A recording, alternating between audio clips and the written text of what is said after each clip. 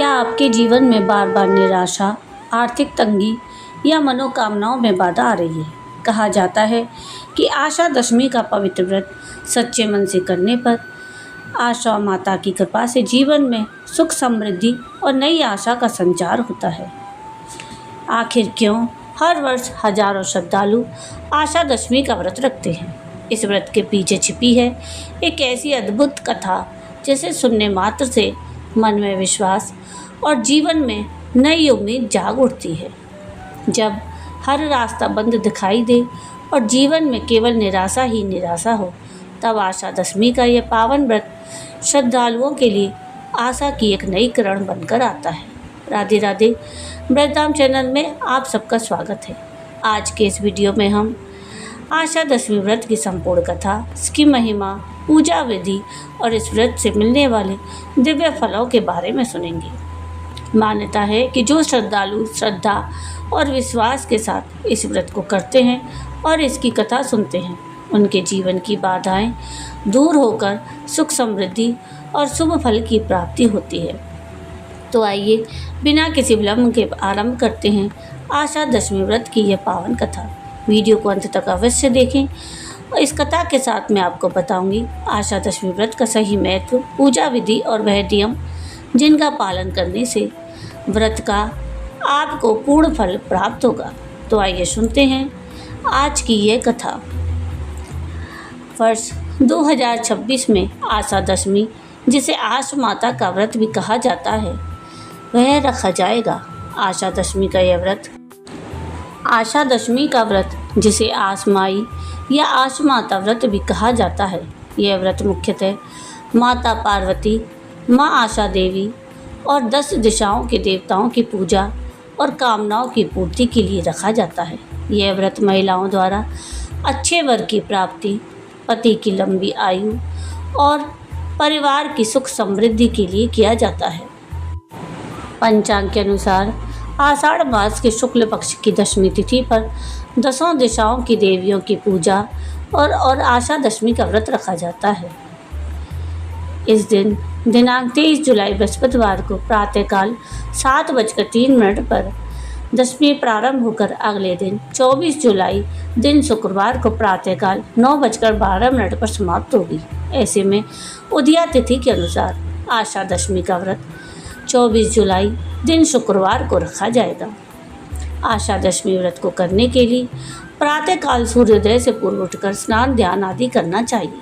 तन और मन से पवित्र होने के बाद सभी मनोरथों को पूरा करने वाले इस व्रत को विधि विधान से करने का संकल्प लेना चाहिए। इसके बाद अपने पूजा घर या फिर ईशान कोण की साफ सफाई करने के बाद वहाँ पर एक चौकी पर लाल कपड़ा बिछाकर माता पार्वती की प्रतिमा स्थापित करनी चाहिए। इसके बाद माता पार्वती और 10 दिशाओं की देवियों का रोली, चंदन, धूप, पुष्प, दीप, मिष्ठान और विशेष रूप से खीर का भोग लगाते हुए इस पावन व्रत की कथा कहनी या सुननी चाहिए। कथा कहने या सुनने के बाद आशा देवियों का ध्यान करते हुए अपने मंगल की कामना करनी चाहिए। व्रत वाले दिन यथासंभव दान करना चाहिए और सात्विक चीज़ों को ग्रहण करना चाहिए। आइए अब हम सुनते हैं आशा दशमी व्रत की पौराणिक कथा। आशा दशमी व्रत की कथा इस प्रकार है, जो भगवान श्री कृष्ण ने अर्जुन को सुनाई थी। इस कथा के अनुसार प्राचीन काल में निषद देश में एक राजा राज्य करते थे, जिनका नाम नल था। उनके भाई पुष्कर ने युद्ध में जब उन्हें पराजित कर दिया, तब नल अपनी भार्या दमयंती के साथ राज्य से बाहर चले गए। वे प्रतिदिन एक वन से दूसरे वन में भ्रमण करते रहते थे और केवल जल ग्रहण करके अपना जीवन निर्वाह करते और जनशून्य भयंकर वनों में घूमते रहते थे। एक बार राजा ने वन में स्वर्ण सी कांति वाले कुछ पक्षियों को देखा। उन्हें पकड़ने की इच्छा से राजा ने उनके ऊपर वस्त्र फैलाया, किंतु वे सभी वस्त्रों को लेकर आकाश में उड़ गए। इससे राजा बड़े दुखी हो गए। वे दमयंती को गहरी निद्रा में देखकर उसे उसी स्थिति में छोड़कर वहाँ से चले गए। जब दमयंती निद्रा से जागी तो उसने देखा कि राजा नल वहाँ पर नहीं है। राजा को वहाँ ना पाकर वह उस घोर वन में हाहाकार करते हुए रोने लगी। महान दुख और शोक से संतप्त होकर वह नल के दर्शन की इच्छा से इधर उधर भटकने लगी। इसी प्रकार कई दिन बीत गए और भटकते हुए वह चेदी देश में पहुंची। दमयंती वहाँ उन्मत्त सी रहने लगी। वहाँ के छोटे छोटे शिशु उसे इस अवस्था में देख कौतूहलवश घेरे रहते थे। एक बार कई लोगों में घिरी हुई दमयंती को चेदी देश की राजमाता ने देखा। उस समय दमयंती चंद्रमा की रेखा के समान भूमि पर पड़ी हुई थी।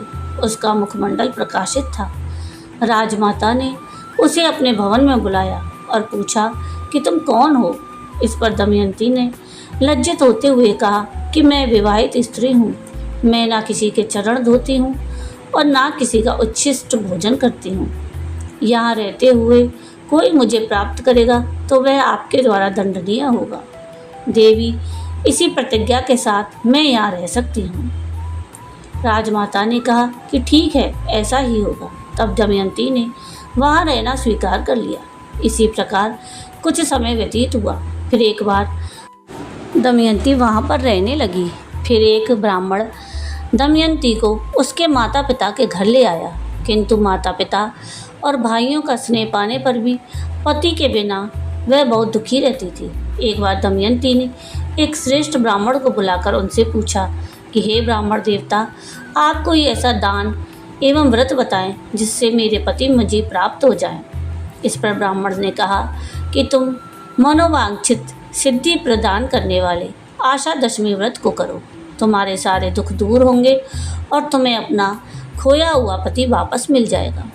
तब दमयंती ने आशा दशमी व्रत का अनुष्ठान किया और इस व्रत के प्रभाव से दमयंती ने अपने पति को पुनः प्राप्त किया और हंसी खुशी से अपना जीवन व्यतीत किया और मोक्ष धाम को प्राप्त किया। तो ये थी आशा दशमी व्रत की कथा। आइए अब जानते हैं आशा दशमी व्रत के कुछ नियम। हिंदू मान्यताओं के अनुसार सभी कामनाओं को पूरा करने वाला आशा दशमी व्रत आषाढ़ मास के शुक्ल पक्ष से प्रारंभ करके कम से कम 6 महीने या फिर 1 या 2 साल तक रखना चाहिए।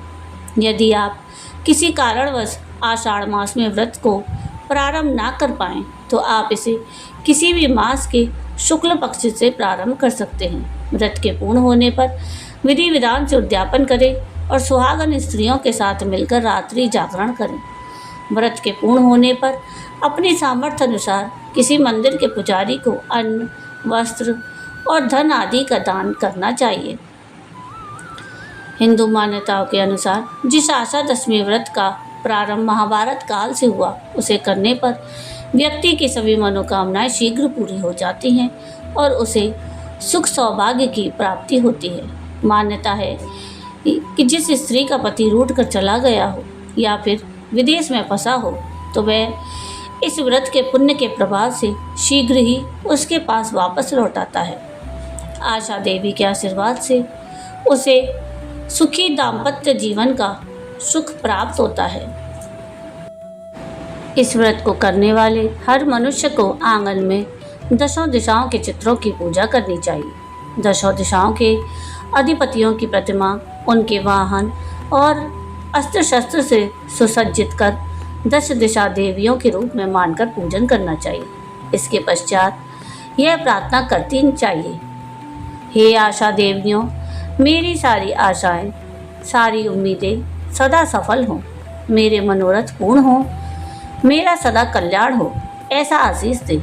तत्पश्चात ब्राह्मण को दान दक्षिणा देने के बाद प्रसाद स्वयं ग्रहण करना चाहिए। इसी तरह तब तक हर महीने इस व्रत को करना चाहिए जब तक आपकी मनोकामना पूर्ण ना हो जाए। आशा दशमी का व्रत करने से सभी आशाएं पूर्ण हो जाती हैं। तो ये था आज का वीडियो।